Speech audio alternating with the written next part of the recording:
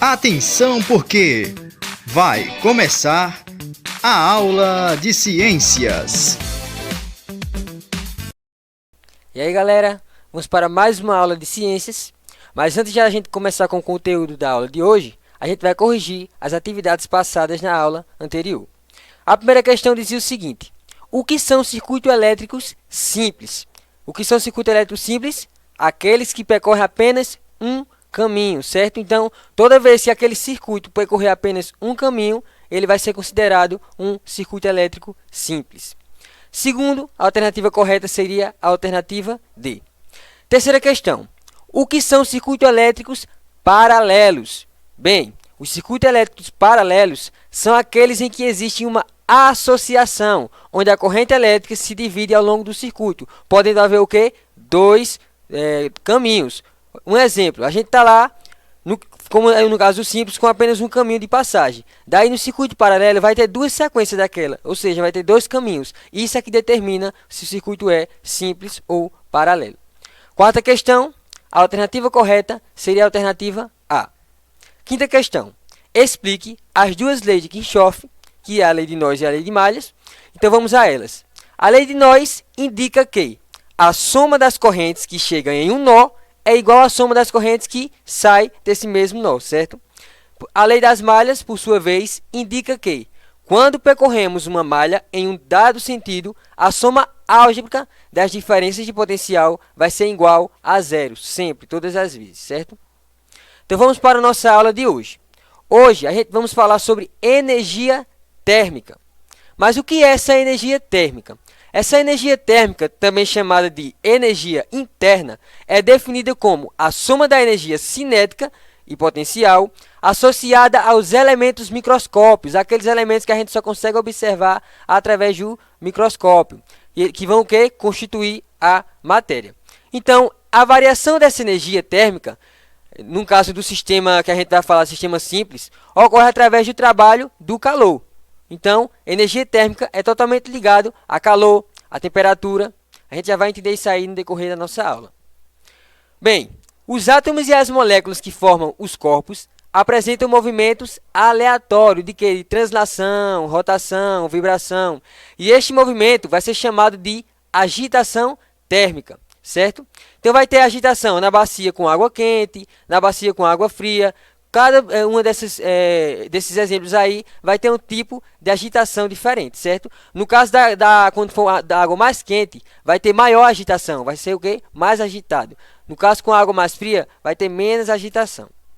Por exemplo, quando usamos uma bomba manual para encher o pneu da bicicleta, observamos que o quê? A bomba fica aquecida, né? Neste caso, o aumento da energia térmica ocorreu pela transferência de energia mecânica. Mas que energia mecânica é essa, professor? O trabalho que teve ali para ficar subindo e descendo lá, ó, as molinhas da bomba. Essa força que a gente coloca sobre ela, esse trabalho, faz com que essa energia térmica aconteça e ocorra a transferência de energia mecânica. Certo? Então, temos um exemplo aí básico de energia térmica, que é a fogueira. A transferência de calor normalmente acarreta um aumento na agitação, como eu disse. Água quente, mais agitação. Água fria, menos agitação. Mais agitação de quê? Das moléculas e átomos de um corpo. Então, isso vai produzir um aumento de energia térmica e, consequentemente, um aumento também na sua temperatura. Lembra que eu falei que a energia térmica é relacionada com calor, temperatura, certo? Sempre vai ser interligado com isso.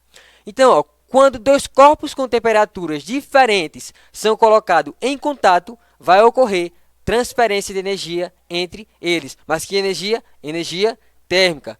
Após um certo intervalo de tempo, ambos terão a mesma temperatura, ou seja, atingirão o que nós conhecemos como equilíbrio térmico. Então vamos falar sobre ele. O equilíbrio térmico, também chamado de equilíbrio termodinâmico, é quando dois corpos ou substâncias atingem a mesma temperatura. Este conceito está relacionado com a transferência de calor espontâneo, ou seja, de energia térmica, que vai ocorrer entre os dois corpos em contato. Na imagem aí abaixo você vê uma parte totalmente quente com outra parte fria. No centro ali, onde tem um medidorzinho do meio concentrado, é onde vai acontecer o nosso equilíbrio térmico, que é quando o quente e o frio estão equilibrados dentro desse corpo aí, dessa imagem. Então, ó, nesse processo, o corpo mais quente, lembre-se desse detalhe, sempre o corpo mais quente transfere calor para o corpo mais frio, até que ambos tenham a mesma temperatura. Então, a troca de energia entre dois corpos resulta na perda de energia térmica do corpo mais quente. Por quê? Porque nós sabemos que o corpo mais quente é quem vai transferir o calor para o corpo mais frio. E no ganho de energia do corpo mais frio, se o quente está lá doando, um vai receber. E esse ganho dessa energia vai ser no corpo mais frio que recebeu do corpo mais quente. Exemplo. Podemos citar a mistura de café quente com leite frio. Ainda que tenham temperaturas iniciais diferentes, distintas, em pouco tempo, o corpo mais quente, que é o quê? O café, transfere energia térmica para o mais frio, que é, no nosso caso desse exemplo, o leite. Assim, a mistura fica morna, resultando no equilíbrio térmico. Supondo que o café estava ali a 50 graus Celsius e o leite a 20 graus Celsius, o equilíbrio térmico é atingido quando ambos, os dois, estejam com 35 graus Celsius em sua temperatura final, que vão estar o quê? Equilibrado. Então, isso é o exemplo mais fácil assim da gente explicar sobre o equilíbrio térmico. Bem, como eu disse, a energia térmica ela é relacionada com calor e temperatura. Então, vamos explicar esse conceito agora para vocês. Apesar dos conceitos de temperatura, calor e energia térmica se confundirem, fisicamente eles não representam a mesma coisa. Eles estão interligados, mas não são a mesma coisa. O calor é energia em trânsito. Desta forma, não faz sentido dizer que um corpo tem calor. Na verdade, o corpo tem energia interna ou térmica. A temperatura, por sua vez, ela quantifica as noções do quente e do frio. Além disso, é a propriedade que rege a transferência do calor entre dois corpos. É o que vai medir, certo? A intensidade desse calor. A transferência de energia, na forma de calor, acontece unicamente pela diferença de temperatura entre dois corpos. Ela ocorre de forma espontânea do corpo de maior temperatura para o de menor temperatura. Como eu expliquei anteriormente, sempre o corpo com mais calor, o mais quente, é quem vai transferir calor para o mais frio, para poder manter em equilíbrio. Existem três formas de ocorrer a propagação do calor: condução, convecção e irradiação. Então, o que é essa propagação de calor? Essa propagação de calor é simplesmente uma troca de energia e a transferência pode ocorrer de três maneiras distintas. Quais são essas maneiras? A condução térmica, a convecção térmica e a irradiação térmica. Na condução térmica vai existir aumento da energia cinética. Na convecção térmica, criação de correntes de convecção. E na irradiação térmica, por meio de ondas eletromagnéticas. Já vamos explicar cada uma específica ao decorrer da nossa aula. Vamos começar pela condução. Na condução, a energia térmica é transmitida por meio de agitação molecular. Lembra que eu falei no começo da aula que o corpo mais quente agita mais que no corpo mais frio? Pronto. Então, a condução ela vai atuar exatamente nesse que tem muita agitação molecular.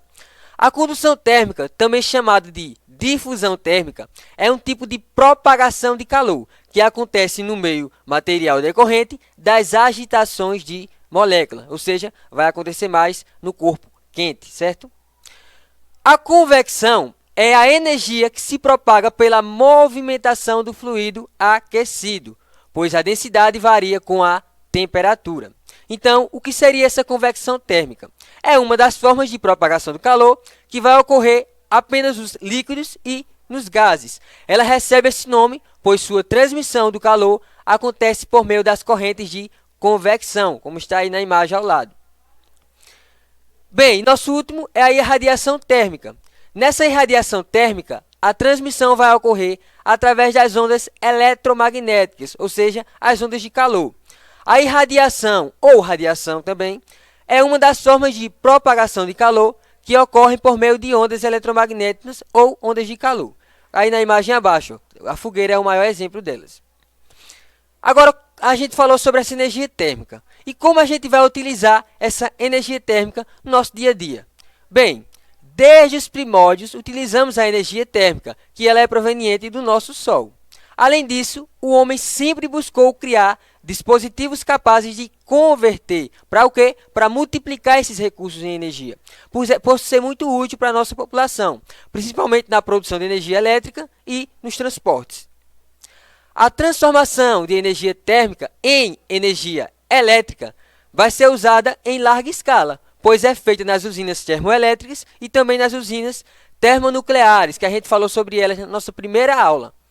Nessas usinas, utiliza-se alguns combustíveis para aquecer a água em uma caldeira. O vapor produzido movimenta as turbinas ligadas ao gerador e esse gerador vai gerar a energia elétrica. Nas usinas termonucleares, o aquecimento da água é feito através de energia térmica, liberada pela ação da reação de fissão nuclear de elementos radioativos. Essa é a parte perigosa, quando acontece essa energia térmica nas usinas termonucleares, certo?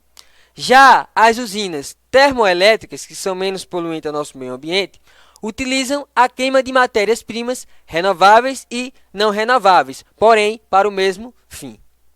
Então, toda a energia tem a sua vantagem e tem a sua desvantagem. Não ia ser diferente com a nossa energia térmica.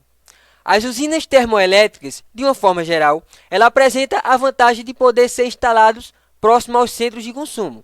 Vai reduzir o quê? Gastos com instalação, vai também ser mais fácil de distribuir as redes. E além disso, elas também não vão depender de fatores naturais para poder operar, como é o caso das usinas hidrelétricas e eólicas. Já as suas desvantagens elas são as segundas maiores produtoras de gases de efeito estufa, ou seja, já tem aí um desgaste na natureza, um desgaste no meio ambiente, porque causa efeito estufa, por produzir vários gases. Seus principais impactos são emissão de gases poluentes, que vão diminuir a qualidade do ar, e também o aquecimento das águas dos rios, certo? Aí as usinas desse tipo apresentam diferentes, em função do tipo de combustível que vai ser utilizado. Nessa tabela aí abaixo, nós vamos observar algumas vantagens e desvantagens dos principais combustíveis que nós usamos atualmente. Então, vamos lá. Tipo de usina. Temos a termoelétrica e carvão. Vai ter a sua vantagem aqui tem uma alta produtividade, vai ter um baixo custo de combustível e também de sua construção. Porém, sua desvantagem é que emite mais gases, como eu falei anteriormente, para o efeito estufa, e os gases formam também chuva ácida, que é muito prejudicial ao nosso solo, deixa o nosso solo infértil, e também a poluição, que ocasiona problemas respiratórios. Temos a termoelétrica a gás natural. Menor poluição é a vantagem dela, em comparação com a de carvão, e também o baixo custo da construção. Porém, também tem altas emissões de gases que vão ser responsável pelo nosso efeito estufa. E também varia muito, é grande o custo de combustível associado ao preço do petróleo. Aí tem a termoelétrica a biomassa. Também tem um baixo custo de combustível e também uma baixa emissão de gases do efeito estufa. Porém, tem uma possibilidade enorme de desmatamento para o cultivo das plantas que dão origem à biomassa. E também disputa espaço com o solo, então isso vai atrapalhar a produção de alimentos. E tem a termonuclear, que praticamente não existe emissão de gases de efeito estufa e também tem uma alta produtividade, porém alto custo, produção também de lixo radioativo que também prejudica muito o meio ambiente e as consequências de acidentes são gravíssimas. Estamos falando de elementos radioativos. Elementos radioativos é prejudicial ao nosso meio ambiente, pode causar acidentes desastrosos, certo?